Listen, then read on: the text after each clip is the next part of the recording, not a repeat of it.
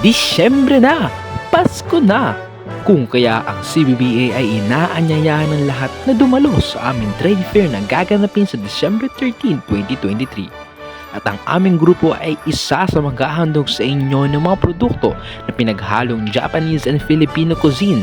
Kung kaya't halina at tangkilikin ang mga pagkain na masusustansya at sa halagang abot kaya. Dito lang yan sa Jafil Delicacies.